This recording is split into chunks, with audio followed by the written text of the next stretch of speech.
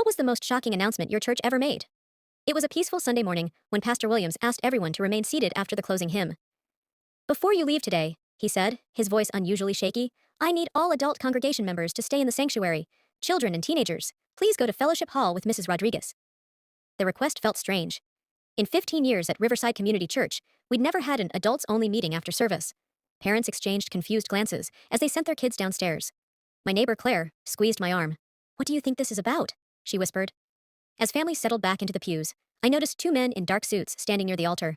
Pastor Williams stood at the pulpit, looking pale and exhausted. My dear church family, he began, his voice trembling. Last night, we received information that requires immediate transparency. These are Detective Harris from Financial Crimes and Agent Thompson from the State Attorney General's office. The sanctuary fell completely silent.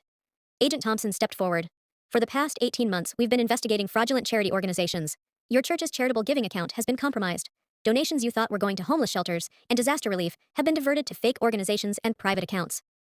Detective Harris raised his hand as people reached for their phones. Please refrain from discussing this until our investigation is complete. We'll need to interview members who made significant charitable contributions. As board members organized interview lists, whispers spread through the sanctuary. When I approached the table, Detective Harris checked my name against a list, then quietly asked me to join a smaller group in the pastor's office. About 20 other members were already there. Agent Thompson closed the door. Your names appeared on a premium donor list.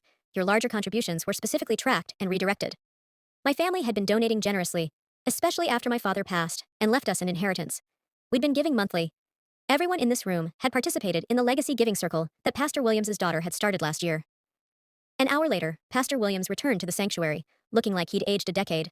The investigation has identified those responsible for stealing from our charitable funds, he said, his voice breaking. We've arrested Thomas Henderson, our church treasurer for the past 5 years. Shocked gasps filled the sanctuary, but Pastor Williams wasn't finished.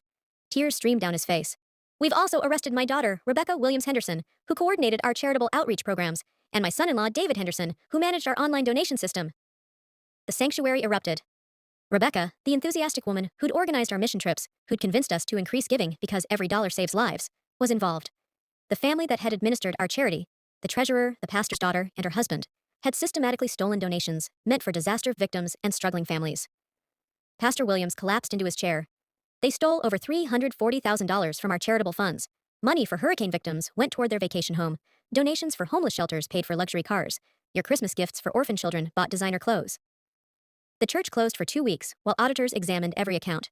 When services resumed, a third of our congregation had left. Pastor Williams resigned in shame. 6 months later, I learned my father's memorial donation had actually purchased Rebecca's engagement ring upgrade.